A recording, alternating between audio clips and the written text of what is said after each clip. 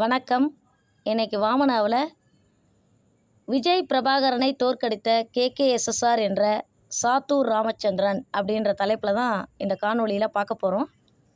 நேற்று பிரேமலதா விஜயகாந்த் என்னுடைய மகன் விஜய் பிரபாகரன் தோற்கவில்லை, தோற்கடிக்கப்பட்டிருக்கிறார். மாவட்ட ஆட்சியரான ஜெயசீலனுக்கு மேலிடத்திலிருந்து மிரட்டல் வந்திருக்கிறது. மத்தியான லஞ்சுக்கு பிறகு 3 மணியிலிருந்து 5 மணி வரைக்கும் வாக்கு எண்ணிக்கை சரியாக நடத்தப்படவில்லை அப்படின்ற மாதிரி ஊடகங்கள் மத்தியில் குற்றச்சாட்டை முன்வைத்ததோடு தேர்தல் ஆணையத்திலும் மறுவாக்கு எண்ணிக்கை நடத்தப்பட வேண்டும் அப்படின்ற ரீதியில் ஒரு கோரிக்கை மனு ஒன்று கொடுத்துருக்குறாங்க. அப்போ இதிலேருந்து எனக்கு என்ன புரியுது அப்படின்னா, பிரேமலதா விஜயகாந்துக்கு அரசியல் அனுபவம் போதாது. எப்படின்னு சொல்கிறேன் கேட்டுக்கங்க. இந்த கேகேஎஸ்எஸ்ஆர் என்ற சாத்தூர் ராமச்சந்திரன், திருச்சி மாவட்டத்தை சேர்ந்த கேஎன் நேரு, அண்ணா நகர் தொகுதியை சேர்ந்த மோகன், அதே போல் சந்திரபாபு நாயுடு, ஜெகன்மோகன் ரெட்டி, இவங்கெல்லாம் எப்படிப்பட்ட கேரக்டர் அப்படின்னு சொல்லி பார்த்தீங்கன்னா, எலெக்ஷன் அன்னைக்கு பூத்துக்குள்ளே பூந்து பயங்கரமாக ரவுடிசம் பண்ணுவாங்க. அங்கே இருக்கிறவங்களையெல்லாம் மிரட்டுவாங்க, அவங்களையெல்லாம் தாக்குவாங்க. ஒரு கட்டத்தில் இவிஎம் மெஷினையே தூக்கிட்டு போயிடுவாங்க. உதாரணமாக சந்திரபாபு நாயுடு மீது இவிஎம் மெஷினை திருடின வழக்கு இருக்குது. 2010 தேர்தல் ஆணையம் சந்திரபாபு மீது இவிஎம் மெஷினை திருடிட்டு போன வழக்கில் சேர்த்து வச்சுருக்கு. அப்போ இதிலிருந்து உங்களுக்கு என்ன புரியணும் அப்படின்னா, இது போன்ற அமைச்சர்களை தேர்தல் பொறுப்பாளராக நியமனம் செய்தால் ரொம்ப எச்சரிக்கையாக இருக்கணும் அப்படின்ற ஒரு அரசியல் அனுபவம் பாவம் பிரேமலதா விஜயகாந்த் கிட்ட இல்லை. உங்கள் எல்லாருக்குமே தெரியும், கேஎன் நேரு மிகப்பெரிய ரவுடி, எப்படிப்பட்ட வேலையெல்லாம் எலெக்ஷன் அன்னைக்கு செய்வார், அப்புறம் அந்த கவுண்டிங் அன்னைக்கு என்னென்ன மாதிரிலாம் செய்வார் அப்படின்றது உங்கள் எல்லாருக்குமே தெரியும். நான் கேஎன் நேருவை பற்றி சொல்லணுன்ற அவசியமே இல்லை. அடுத்ததாக கேகேஎஸ்எஸ்ஆரை பற்றி எடுத்துக்கிட்டிங்க அப்படின்னா, ஒரு ஏழை பெண் மனு கொடுக்கறதுக்காக கேகேஎஸ்எஸ்ஆர்கிட்ட போகும்போது அந்த மனுவை பிடிங்கி அந்த மனுவாலேயே தலையில் போட்டு நொட்டு அடித்தாப்புல. இதே மாதிரி தான் கர்நாடகாவில் சித்தராமையா ஒரு ஏழை பெண்ணோட தலையில் ஒரு பேப்பரை வச்சு நொங்குன்னு அடித்தார்.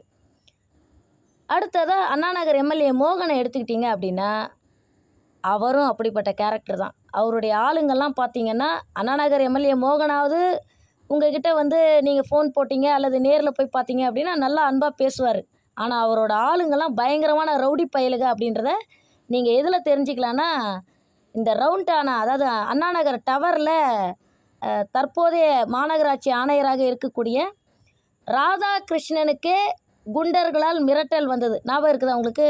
கிட்டத்தட்ட ஒரு 7-8 மாதத்துக்கு முன்னாடி கமிஷனராக இருக்கக்கூடிய ராதாகிருஷ்ணனுக்கு அண்ணாநகர் எம்எல்ஏ மோகனோட அடியாட்களால் மிரட்டல் வந்தது.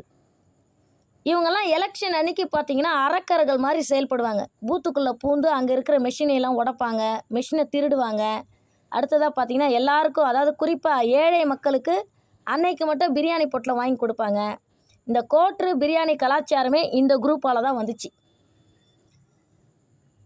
அதே போல் ஜெகன்மோகன் ரெட்டி எடுத்துட்டிங்க அப்படின்னா, அங்கே இருக்கக்கூடிய அந்த கனிம வளங்களை எல்லாம் கொள்ளையடிக்கிறதுல ஜெகன்மோகன் ரெட்டி ரொம்ப எக்ஸ்பர்ட்டு. எப்படி பார்த்திங்கன்னா, இந்த கர்நாடகா மாநிலத்தில் இந்த ரெட்டி சகோதரர்கள் சொல்லிட்டு இருப்பாங்க பார்த்தீங்களா, அந்த இயற்கை வளங்கள்லாம் சூறையாடுவாங்க. இந்த ரெட்டி சகோதரர்கள் கர்நாடக மாநிலத்தில் எலெக்ஷனில் நிற்கும்போது எல்லாருக்கும் ஓட்டுக்கு காசு கொடுத்து ரொம்ப ஈஸியாக ஓட்டு வாங்குறதுல எக்ஸ்பர்ட்டு.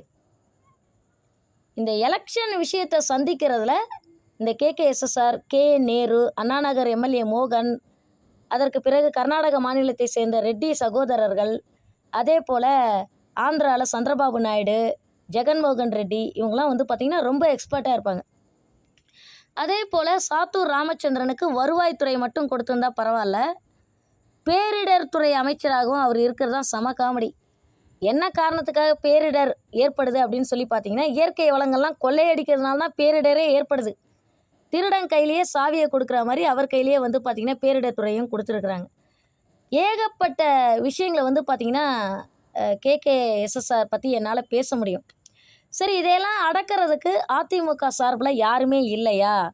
ஏன்னா விஜய் பிரபாகரன் விருதுநகர் தொகுதியில் வந்து வேட்பாளராக நிறுத்தப்பட்டப்ப அவருக்கு வந்து பொறுப்பு அமைச்சராக இருந்தவர் யாருன்னு சொல்லி கேட்டிங்கன்னா கேடி ராஜேந்திர பாலாஜி. ரொம்ப வீரமானவர் ஒரு காலத்தில், இப்போ இல்லை, ஒரு காலத்தில் ரொம்ப வீரமானவர், ரொம்ப கம்பீரமானவர்.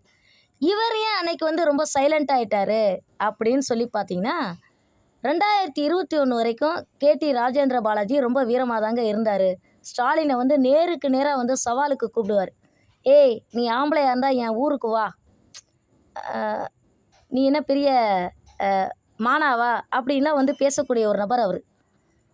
ஸ்டாலின் என்ன பண்ணிட்டார் அப்படின்னு சொல்லி பார்த்தீங்கன்னா கடுமையான மன உளைச்சல் ஏற்பட்டு ராஜபாளையத்தில் போயிட்டு பிரச்சாரம் பண்ணும்போது அங்கே இருக்கக்கூடிய பொதுமக்களை பார்த்து தயவு செய்து நீங்கள் கேடி ராஜேந்திர பாலாஜிக்கு ஓட்டு போடாதீங்க அப்படின்னு சொல்லிட்டு அங்கே இருக்கக்கூடிய மக்களை பார்த்து கோரிக்கை வச்சுட்டாப்புல. கேடி ராஜேந்திர பாலாஜி உண்மையை தான் பேசியிருக்காரு. என்னை பொறுத்த வரைக்கும் அவருடைய அந்த விருதுநகர் மாவட்ட மக்களுக்கே வந்து பார்த்திங்கன்னா இந்த நீ என்ன பெரிய மானாவா அப்படின்றது சரளமாக வரக்கூடிய வார்த்தைகள். அவர் உண்மையை தான் பேசியிருக்காரு. பொதுவாகவே உண்மையை பேசுனா சில பேருக்கு ஏன் கோபம் வருதுன்னு தெரியல. பயங்கரமான ஒரு காழ்ப்புணர்ச்சி ஏற்பட்டு கேடி ராஜேந்திர பாலாஜியை கரம் வச்சு காலி பண்ணார் ஸ்டாலின். 2021 ஆட்சியை அமைத்த உடனேயே சுட சுட கேடி ராஜேந்திர பாலாஜியை விரட்டி போலீஸை வச்சு பிடிச்சி திருச்சி ஜெயிலில் 3 மாதம் உள்ளே போட்டார். அப்படி திருச்சி ஜெயிலில் 3 மாதம் உள்ளே போனதுனால அந்த மனுஷன் இன்றைக்கி வந்து பார்த்திங்கன்னா கப்பு சிப்புன்னு அடங்கி போயிட்டார். இருக்கிற இடமே தெரியல.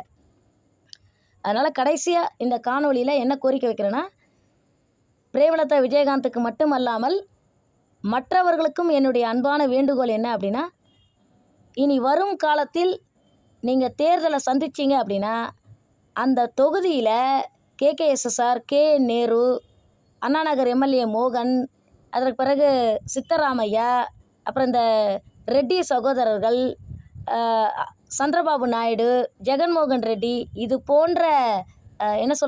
போன்ற நபர்கள் பொறுப்பாளராக இருந்தால் ரொம்ப எச்சரிக்கையாக இருக்கணும். ஏன்னா சில நேரத்தில் அவங்க வந்து இவிஎம் மிஷினையே திருடிட்டு போயிடுவாங்க. நன்றி, வணக்கம்.